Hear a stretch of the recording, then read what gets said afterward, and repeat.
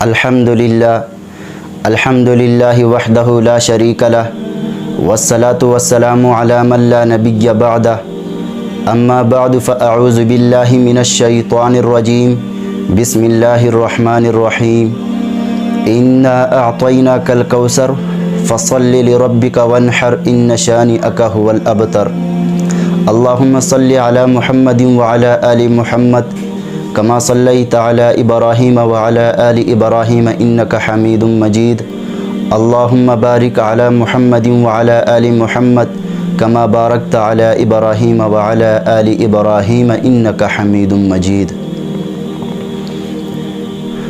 قربانی شریعت مطہرہ کے احکامات میں سے اہم ترین حکم ہے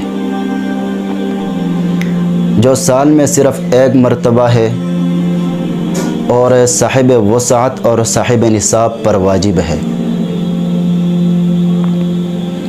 اللہ تعالیٰ نے انسان پر کچھ بدنی عبادات رکھی ہیں اور کچھ مالی عبادات رکھی ہیں، اور مالی عبادات میں سے ایک اہم ترین عبادت قربانی ہے، اور حضور علیہ الصلوۃ والسلام نے اس کے فضائل بیان فرمائے ہیں اور اس قربانی کی حقیقت بیان فرمائی ہے۔ حضرت زید بن ارقم رضی اللہ تعالی عنہ فرماتے ہیں کہ صحابہ اکرام نے حضور علیہ الصلوۃ والسلام سے پوچھا، یا رسول اللہ یہ جو ہم قربانی کرتے ہیں اس کی حقیقت کیا ہے؟ تو آپ نے فرمایا، سنت ابیکم ابراہیم علیہ السلام، یہ تمہارے باپ حضرت ابراہیم علیہ السلام کی سنت ہے۔ پھر صحابہ نے پوچھا، یا رسول اللہ ہم جو قربانی کریں گے اس پر ہمیں اجر کیا ملے گا؟ فرمایا، اللہ ایک بال کے بدلے ایک نیکی عطا فرمائیں گے۔ اللہ پاک نے قرآن مجید میں ارشاد فرمایا، من جاء بالحسنۃ فلہ عشر امثالھا، اللہ ایک نیک عمل پر کم از کم 10 گنا اجر بڑھا چڑھا کر پیش فرمائیں گے۔